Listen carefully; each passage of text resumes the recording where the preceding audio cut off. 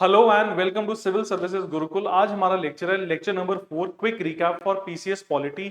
जो हमारा पीसीएस का प्रीलिम्स का पेपर है और मेंस का पेपर जो हमारा होगा उसके लिए हम इंडियन पॉलिटी एंड कॉन्स्टिट्यूशन का लेक्चर नंबर 4 को क्विक रिकैप में देखेंगे और सारी चीजें समझेंगे। So let's start. तो आज हमारे टॉपिक्स क्या क्या हैं बच्चों? टॉपिक्स हमारा सबसे पहले है प्रेसिडेंट ऑफ इंडिया, प्रेसिडेंट की पावर्स, इलेक्शंस एंड इंपीचमेंट के बारे में देखेंगे। फिर हम देखेंगे वाइस प्रेसिडेंट कौन है या कैसे बनते हैं। फिर हम देखेंगे prime minister, union council of ministers, then we will do attorney general of India article number 76। और लास्ट में हम क्या करेंगे, हम जो यूएस का एग्जीक्यूटिव है उससे हम अपने लेक्चर को कंपेयर करेंगे या इंडियन मॉडल को कंपेयर करेंगे। तो अगर हम देखें ब्रॉडली हम क्या क्या स्टडी कर रहे हैं, आज हम यूनियन एग्जीक्यूटिव को स्टडी कर रहे हैं। We are studying union executive. So let start. सबसे पहले हम देखते हैं president of India. President of India क्या है? First citizen, first citizen of the India. तो इसको क्या बोलते हैं? हम इनको बोलते हैं, ये क्या है? ये हमारे हेड ऑफ द स्टेट है। हेड ऑफ द स्टेट का मतलब क्या है कि हमारी कंट्री के हेड हैं। और इनका ऑफिस क्या हमें डिपिक्ट कर रहा है? इनका ऑफिस हमें रिपब्लिकन नेचर डिपिक्ट कर रहा है। इनका ऑफिस हमें रिपब्लिकन नेचर डिपिक्ट कर रहा है। पर ये क्या है? ये हमारे सेरिमोनियल हेड है। सेरिमोनियल का मतलब क्या है कि जो भी चीजें इंडिया में होती हैं वो इनके नेम के ऊपर होती हैं, पर रियली या इन रियलिटी काम कौन कर रहा है? तो हमारा प्राइम मिनिस्टर, जिनको हम चूज करते हैं लोकसभा या राज्यसभा से आ सकते हैं। इन और लोकसभा के जो डायरेक्ट इलेक्शंस हैं इसके थ्रू हम इस ऑफिस को चूज करते हैं। और ये पर्सन कौन होगा? ये पर्सन हमारा होगा रियल एग्जीक्यूटिव। और सेरिमोनियल एग्जीक्यूटिव कौन है? हमारा प्रेसिडेंट ऑफ इंडिया की ये कार्यभारी क्या है? हमारे हेड हैं। इनके अंदर पावर्स देखते हैं तो फर्स्ट पावर इनकी क्या है? Executive power. फर्स्ट पावर बच्चों क्या है? एग्जीक्यूटिव पावर की ये एग्जीक्यूटिव पोजीशन होल्ड करते हुए क्या क्या चीजें एक्सरसाइज कर सकते हैं उसको देखते हैं। तो यहाँ लिखा है कि ये क्या करते हैं? सबसे पहले ही और she will appoint the prime minister and other ministers. तो जो भी प्राइम मिनिस्टर और अदर मिनिस्टर्स हैं उनको अपॉइंटमेंट कौन करेगा? President of India. सेकंड, ये किसको अपॉइंट करेंगे? ये अटॉर्नी जनरल को बच्चों अपॉइंट करेंगे। थर्ड, किसको अपॉइंट करेंगे? जजेस of supreme court and high court. तो आप देख रहे हो ना कि यहाँ पे जुडिशरी के जो आपके जजेस हैं उनको भी कौन अपॉइंट कर रहा है बच्चों? उनको अपॉइंट कर रहा है प्रेसिडेंट ऑफ इंडिया। तो जितने भी हमारे एम्बेसडर्स हैं, जो आईएफएस इंडियन फॉरेन सर्विस वाले हैं, उनको भी अपॉइंट करेंगे। और उसके अलावा जो भी अदर की ऑफिशियल्स हैं उन सबको कौन अपॉइंट कर रहा है? President of India. तो हमने यहाँ पे क्या देखा है? All executive actions of the government are formally taken in the president's name. जो भी हमारी गवर्नमेंट एक्शन ले रही है फॉर्मल तरीके से उसको जस्टिफाई कौन करेगा? President of India. और वो जस्टिफाई कैसे होंगे? जब इनके सिग्नेचर होंगे डॉक्यूमेंट के ऊपर। तो ये इनका क्या है? एग्जीक्यूटिव फंक्शन है, एग्जीक्यूटिव रोल। सेकंड, हम देखते हैं इनके लेजिस्लेटिव पावर्स इनके पास क्या क्या है, कि क्या इनके पास लॉ मेकिंग पावर है। So we will study. इसमें we will see the president क्या करता है? समन मतलब बुलाना, आस्क टू कम, प्रोरोग मतलब डिसकंटिन्यू करना। किसको? सेशंस। किसके सेशंस को? पार्लियामेंट के। तो पार्लियामेंट के अंदर अगर हमें सेशन बुलाना है इंपॉर्टेंट, तो कौन बुलाएगा? President of India. और अगर सेशन को डिसकंटिन्यू करना है, रोकना है, तो वो कौन करेगा? President of India. और ये क्या कर सकते हैं? ये डिसॉल्व भी कर सकते हैं। किसको? लोकसभा को। अब लोकसभा क्या है? House of people. क्यों वो डिसॉल्व क्यों होती है? क्योंकि वहां पे हम डायरेक्ट इलेक्शन के थ्रू जाते हैं। राज्यसभा में हम इनडायरेक्ट इलेक्शन के थ्रू जाते हैं और वो क्या है? वो परमानेंट हाउस है, तो वो डिसॉल्व नहीं होता। डिसॉल्व होगा कौन? हमेशा लोकसभा ही डिसॉल्व होगी। ठीक है जी। They can also address parliament. अगर पार्लियामेंट को कोई भी चीज एड्रेस करनी है तो वो कौन कर सकता है? President of India. उनको मैसेजेस भेज सकते हैं, send messages to it, and have the right to veto bills pass by parliament. अगर पार्लियामेंट कोई बिल पास करती है और प्रेसिडेंट को बिल अच्छा नहीं लगता तो क्या कर देंगे? वो वीटो कर देंगे। वीटो का मतलब क्या है? It is a form of negative vote, काम को रोकने के लिए। अब पार्लियामेंट को के बिल्स को वीटो क्यों करेंगे? क्योंकि अगर प्रेसिडेंट उस बिल को नहीं रोकेगा और साइन कर देगा तो वो बिल क्या बन जाएगा? The bill will become act. तो प्रेसिडेंट के सिग्नेचर के बाद ही या असेंट के बाद ही कोई बिल एक्ट बनता है। अगर प्रेसिडेंट साहब या प्रेसिडेंट साहिबा साइन नहीं करेंगे तो ये क्या हो जाएगा? ये उस बिल को रोक सकते हैं by veto. The president can issue ordinances. Ordinances क्या है? A form of order. उसके लिए आर्टिकल कौन सा यूज करते हैं? 123। When parliament is not in session. अगर लोकसभा राज्यसभा काम नहीं कर रहा पर लॉ बनना जरूरी है तो कौन बनाएगा? प्रेसिडेंट बनाएगा। उसके लिए वो क्या यूज करेंगे? Article 123, that is the veto power of the president. तो ये इनके क्या है? ये इनके लेजिस्लेटिव पावर्स हैं। अब क्या इनके पास फाइनेंशियल पावर्स भी हैं? Yes, it also has financial powers. तो क्या है? पहली पावर क्या है? No money bill. No money, बच्चे इसको फोकस करना है। a question is mostly asked from this concept. No money bill can be introduced in parliament without president's prior recommendation. तो जब तक अगर किसी बिल को हमने as a money bill introduce करना है वो तभी इंट्रोड्यूस होगा अगर प्रेसिडेंट ने पहले प्रायर अप्रूवल दिया होगा। अगर प्रेसिडेंट ने कोई अप्रूवल नहीं दिया तो वो bill as a money bill introduce नहीं हो सकता। They also cause the annual financial statement, मतलब बजट की बात कर रहे हैं, आर्टिकल है 112, मनी बिल का आर्टिकल है 110। They also cause the annual financial statement to be laid before parliament. तो जो हमारा बजट है वो पार्लियामेंट में जाएगा और पार्लियामेंट उसके ऊपर चर्चा करेगी या डिस्कशन करेगी, तो उसको कौन अलाउ करता है? उसको अलाउ भी करता है प्रेसिडेंट ऑफ इंडिया। तो ये इनकी क्या है? ये इनकी ब्रॉड स्पेसिफिक फाइनेंशियल पावर्स हैं। फिर हम देखते हैं जुडिशियल पावर्स क्या है इनके पास। The president appoints the chief justice and other जजेस of supreme court and high court. तो हमने देखा कि जुडिशियल अपॉइंटमेंट्स भी कौन करते हैं? प्रेसिडेंट करते हैं। सेकेंडली क्या है? They have the power to grant pardon, मतलब माफी देना। अगर इनके पास कोई चीज आती है तो उसके कई क्राइटेरियाज हैं और उसके बाद क्या, उसकी कई तरह की क्लासिफिकेशन है। तो रिप्राइव दे सकते हैं, रिस्पाइट दे सकते हैं, रिमिट कर सकते हैं ऑफ पनिशमेंट, और टू सस्पेंड, रिमिट और commute the sentence of any person convicted of any offence. हमने देखा कि अगर किसी को कोई भी पनिशमेंट मिली है तो प्रेसिडेंट उसको खत्म कर सकते हैं या उसको रोक सकते हैं, उसको रिकंसिडर कर सकते हैं। और सेकेंडली अगर किसी को डेथ पेनल्टी मिली है, सुप्रीम कोर्ट ने बोला कि हाँ जी आपको आपकी जो डेथ पेनल्टी है वो इंटैक्ट है, आपको फांसी की सजा होगी, पर वो बंदा फिर मर्सी पिटीशन फाइल कर सकता है in the form of pardon. Article है बच्चों 72, किसके पास जाएगी? प्रेसिडेंट ऑफ इंडिया के पास, और वो उसको रिकंसिडर करके देखेंगे कि क्या इस पर्सन की डेथ पेनल्टी हमें माफ करनी है या नहीं करनी है। देन में मिलिट्री पावर। मिलिट्री पावर में क्या है? The president is the supreme commander of the arm forces. हमारे पास जितने भी आर्म फोर्सेज हैं उनका सुप्रीम कमांडर कौन है? President of India. We have 3 major tri forces, Indian army, Indian air force, Indian navy. तो इन तीनों का सुप्रीम कमांडर कौन है? President of India. ये क्वेश्चन बार बार पूछा गया है। तो ये इनकी क्या है? ये इनकी मिलिट्री पावर्स हैं। अब देखते हैं इलेक्शंस, प्रेसिडेंट को इलेक्ट कैसे करते हैं उसका हमारे पास प्रोसेस है। उसमें देखते हैं the president is elected by N electoral college. तो क्वेश्चन पूछा गया इलेक्टोरल कॉलेज मतलब जो लोग पार्टिसिपेट करते हैं in the election of president, उसका क्या क्या क्राइटेरिया है। तो इसमें कौन कौन लोग आएंगे? नंबर 1 है इलेक्टेड मेंबर्स। बेटा you have to see this is very important. Elected members of both houses of parliament. तो सबसे पहले कौन आएगा? इलेक्टेड मेंबर, जो लोग सिर्फ इलेक्ट होकर आए हैं। यहाँ पे नॉमिनेटेड मेंबर्स नहीं आएंगे, यहाँ पे नॉमिनेटेड मेंबर्स बच्चों नहीं आएंगे। दूसरा क्या है? Elected members of legislative assemblies of the states and UTs of Delhi and Puducherry. यहाँ पे जेएनके भी आ जाएगा जब जेएनके बच्चों स्टार्ट होगा। तो उन्होंने बोला कि जो भी आपकी स्टेट्स के लेजिस्लेटिव असेंबलीज हैं, मतलब विधानसभा की बात कर रहे हैं, वो भी पार्टिसिपेट करेंगे, और साथ में दिल्ली, पुडुचेरी और जेएनके की जो असेंबलीज है वो भी पार्टिसिपेट करेंगी। और लास्ट में क्या है? The election is held through a system of proportional representation by means of single transferable vote. ये हमने क्लास में किया सिंगल ट्रांसफरेबल वोट। इसमें क्या है? एक बैलेट पेपर दिया जाएगा, आपने ऑर्डर ऑफ प्रेफरेंस उसमें फिल करना है। जिस कैंडिडेट के पास मैक्सिमम ऑर्डर ऑफ प्रेफरेंस आएंगे और वो एक स्पेसिफिक कोटा को क्रॉस कर लेगा, न्यूमेरिकल वैल्यू को क्रॉस कर लेगा, तो that will be the presidential candidate to be selected for the post of president. We have done this concept in the class. फिर हम देखते हैं कि इंपीचमेंट अगर रिमूव करना है तो रिमूव कैसे किया जाएगा प्रेसिडेंट को। तो हम कहते हैं कि रिमूव किया जाता है, उसके लिए ग्राउंड क्या है? Violation of the constitution. सिर्फ एक ही ग्राउंड है बच्चे, वॉल्यूशन ऑफ द कॉन्स्टिट्यूशन। अब वॉल्यूशन ऑफ द कॉन्स्टिट्यूशन क्या चीज है? ये चीज स्पेसिफिकली डिस्क्राइब या मेंशन नहीं है कॉन्स्टिट्यूशन के अंदर। इसमें क्या है? ये क्वासी जुडिशियल प्रोसेस है। The process is quasi judicial क्योंकि आपने रिमूव करना है।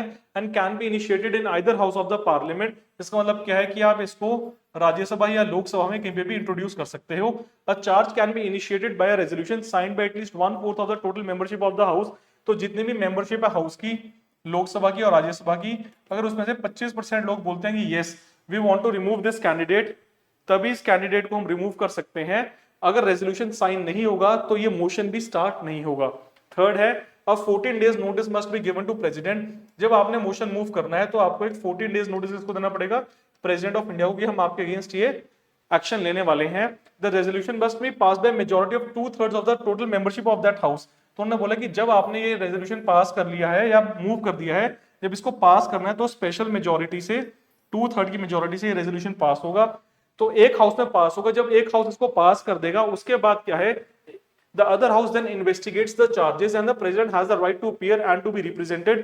तो क्या होगा, जब एक बार 2/3 से पास हो जाएगा तो अदर हाउस में जाएगा, वो दोबारा इसको इन्वेस्टिगेट करेगा और प्रेसिडेंट से पूछा जाएगा.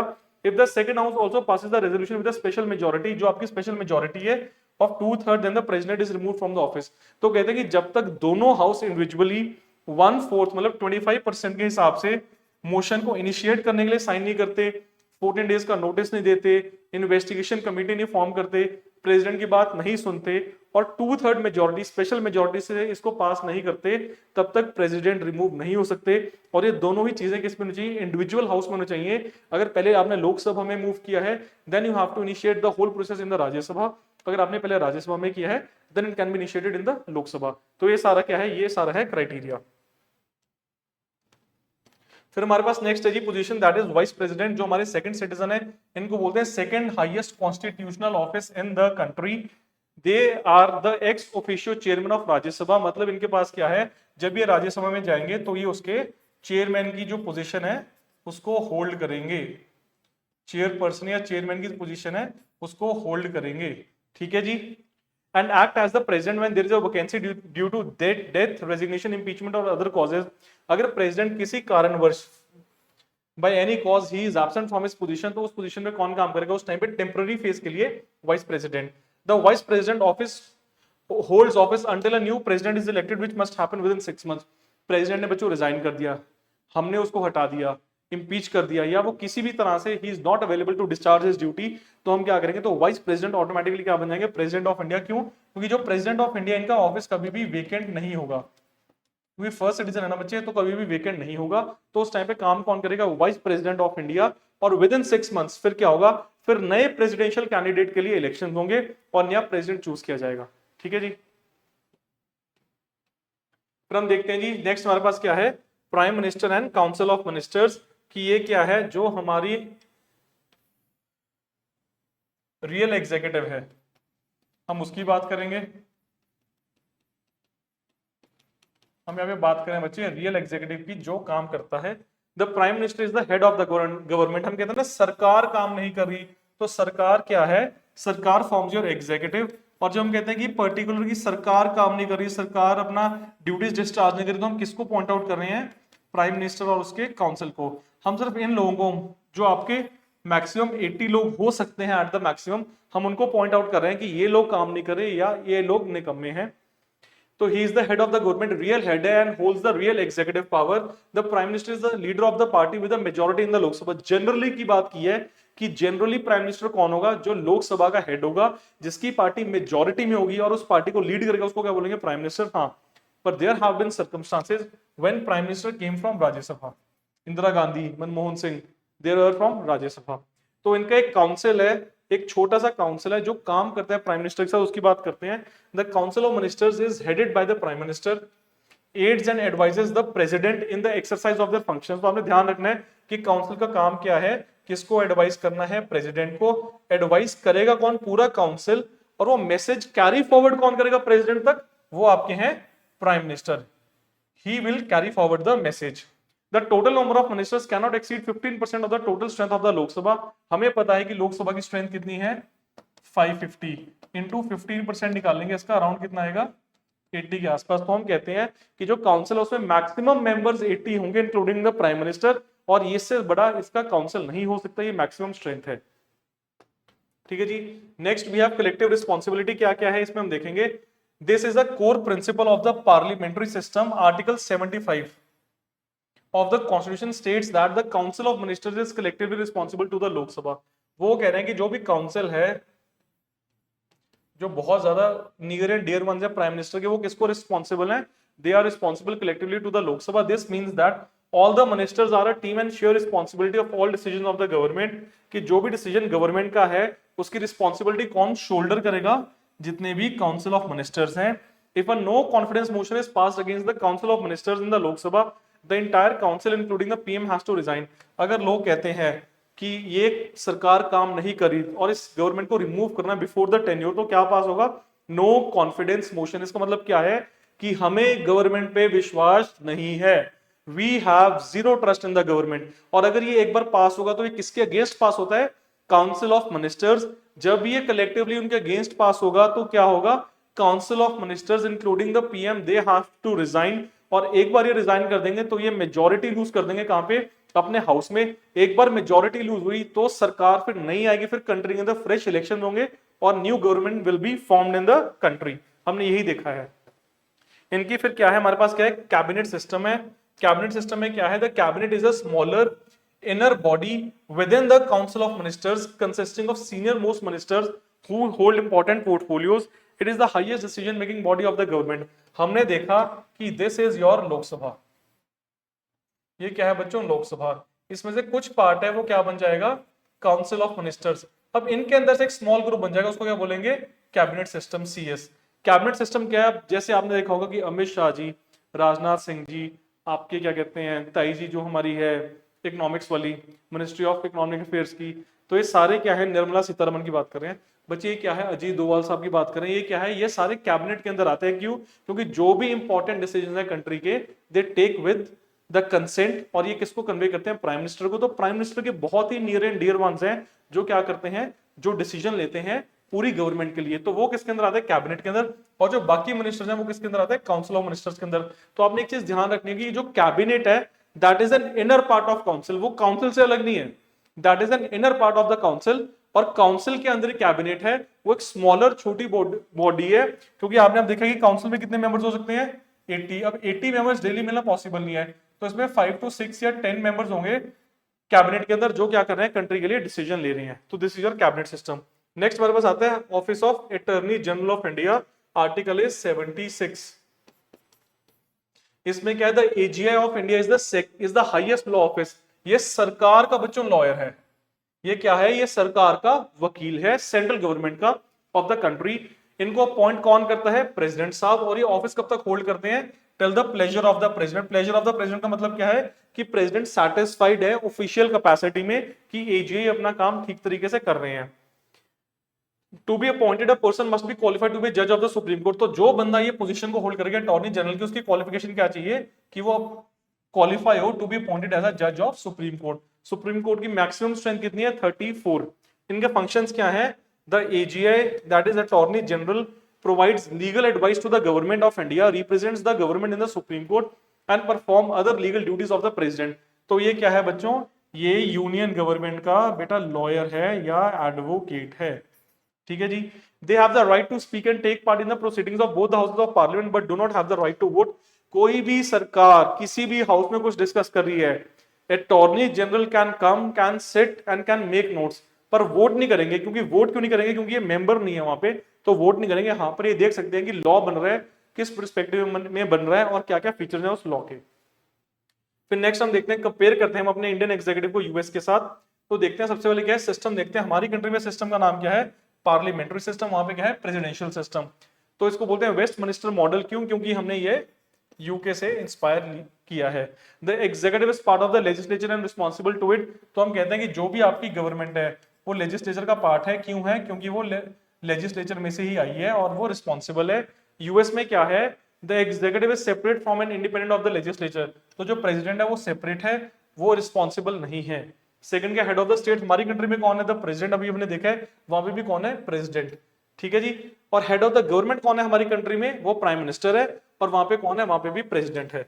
तो हमने देखा ना कि अभी देखा था हमने प्राइम मिनिस्टर कौन है, रियल हेड है, तो वो कौन है, हेड ऑफ द गवर्नमेंट। और लास्ट देखते हैं 6 पॉइंट्स में से जो 4th पॉइंट है, अकाउंटेबिलिटी की बात करते हैं। The council of ministers is collectively responsible to the legislature. अभी हमने देखा है the president is not responsible to Congress, ठीक है जी। वहां पे प्रेसिडेंट इंडिपेंडेंट है, यहाँ पे हमारे काउंसिल ऑफ मिनिस्टर्स क्या है, रिस्पांसिबल है। टेन्योर की बात देखते हैं। The executive tenure is not fixed and depends on the support of the majority of the legislature. Normally कितना है, 5 years. The president has a fixed term of 4 years, तो 1 साल वहां पे कम है टर्म प्रेसिडेंट की। और लास्ट देखते हैं कैबिनेट में, ministers must be member of parliament. हम देखा ना अभी मिनिस्टर्स कहां से आएंगे, लोकसभा से आएंगे, तो वो क्या है, वो पार्लियामेंट का पार्ट होने चाहिए। Cabinet members are not members of Congress and are appointed by the president. तो वहां पे सिस्टम क्या है, वहां पे जो आपका प्रेसिडेंट है वो कॉमन लोगों में से अपना कैबिनेट बनाता है, कॉमन लोगों में से लेजिस्लेचर को अपॉइंट करता है। हमारे इंडिया में क्या है, लेजिस्लेचर में से ही क्या कहते हैं, प्राइम मिनिस्टर को अपॉइंट किया जाता है। तो this was our comparison table, जिसमें हमने क्या देखा, आज हमने स्टडी किए हैं 4 टॉपिक्स। कौन से president, vice president, prime minister, AG और कंपैरिजन हमने स्टडी किया है so that is all for today. कल हम दूसरा टॉपिक डिस्कस करेंगे। बच्चों हमारे पास 10 लेक्चर्स हैं, आज हमारा लेक्चर नंबर 4 है। Please see the lectures, ask doubts. आपको जो टेलीग्राम ग्रुप है सिविल सर्विसेज गुरुकुल का, उसमें से आपको डेली क्या आ रही है, इसकी slide share PowerPoint presentation आ रही है, आप उसको स्टडी कीजिए एंड मेक श्योर कि अगर कोई भी डाउट है, you come, you ask, you type, we will reply and you make sure that you achieve success और आप अपना एग्जाम क्लियर करो। Thank you so much.